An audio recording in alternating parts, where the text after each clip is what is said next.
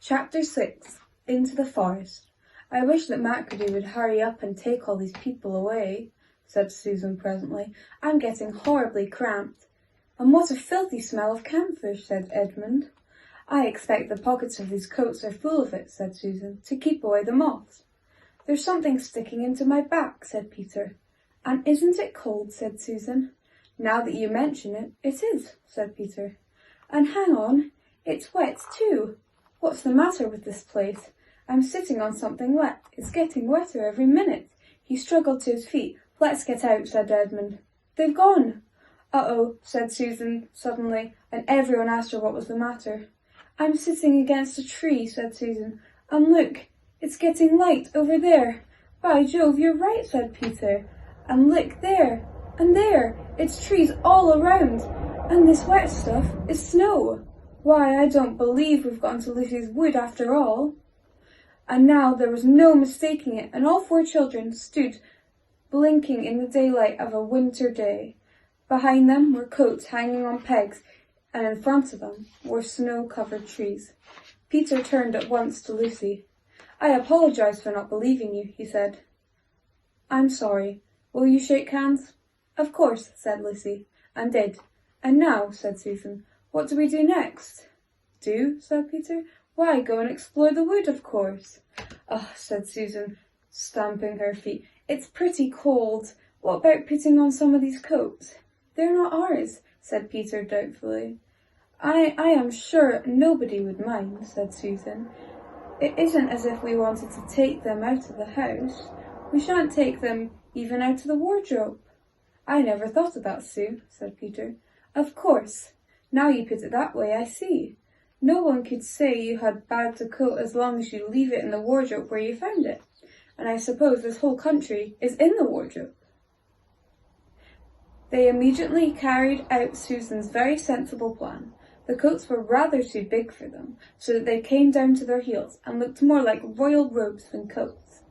When they had put them on, but they all felt a good deal warmer, and each thought the other looked better in their new get-up or more suitable to the landscape. We can pretend we are Arctic explorers, said Lucy.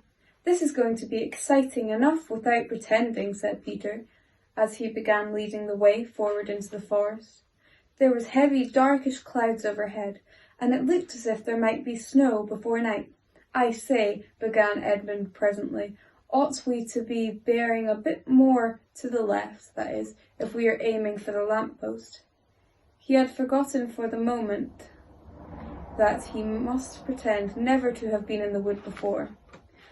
The moment the words were out of his mouth, he realised that he had given himself away. Everyone stopped. Everyone stared at him.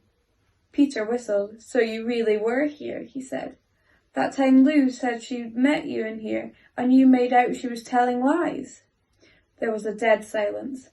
Well, of all the poisonous little beasts, said Peter, and shrugged his shoulders and said no more. There seemed indeed no more to say, and presently the four resumed to their journey. But Edmund was saying to himself, I'll pay you all out for this. You pack-up, stuck-up, self-satisfied prick.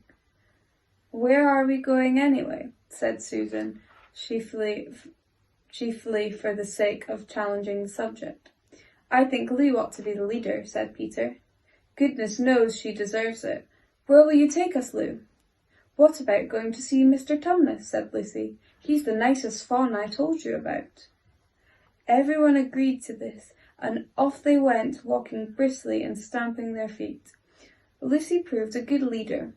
At first she wondered whether she'd be able to find the way, but she recognised an old-looking tree on one place and stump in another, and brought them on to where the ground became uneven, and into a little valley, and at last the door of Mr. Tumnus's cave. But their terrible surprise waited them. The door had been wrenched off its hinges, and broken to bits.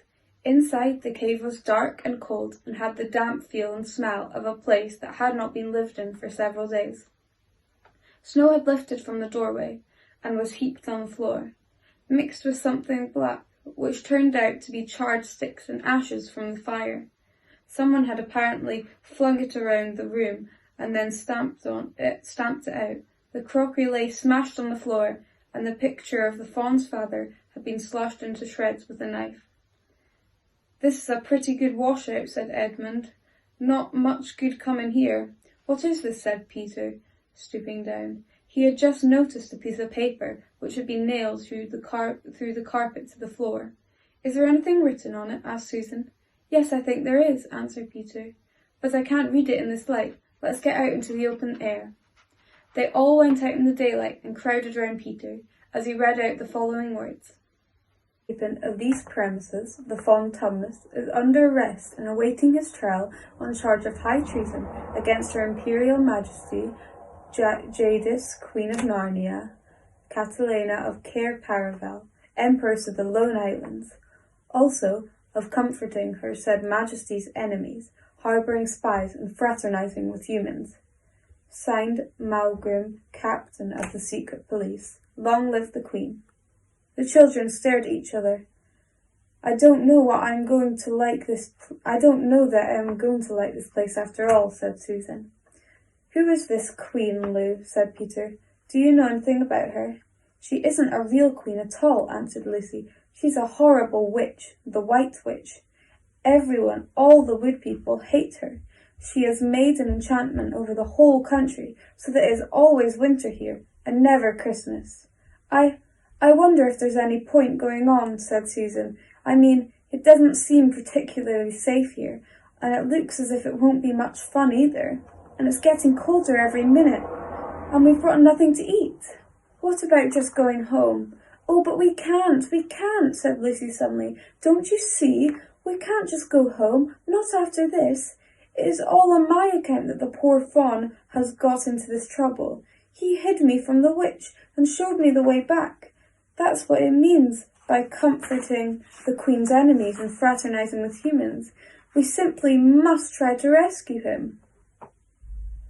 "A lot we could do," said Edmund, "when we haven't even got anything to eat." "Shut up, you," said Peter, who was still very angry with Edmund. "What do you think, Susan?" "I have a horrid feeling that Lou's right," said Susan. "I don't want to go a step further, and I wish we'd never come, but I think we must try to do something for Mr. whatever his name is. The fawn." "That's what I feel too," said Peter. "I'm worried about having no food with us."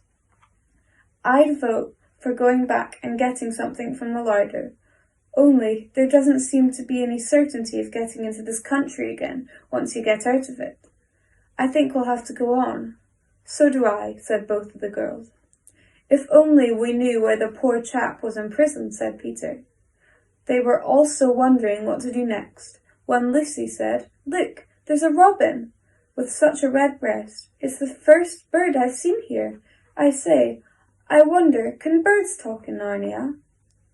It almost looks as if it wanted to say something to us."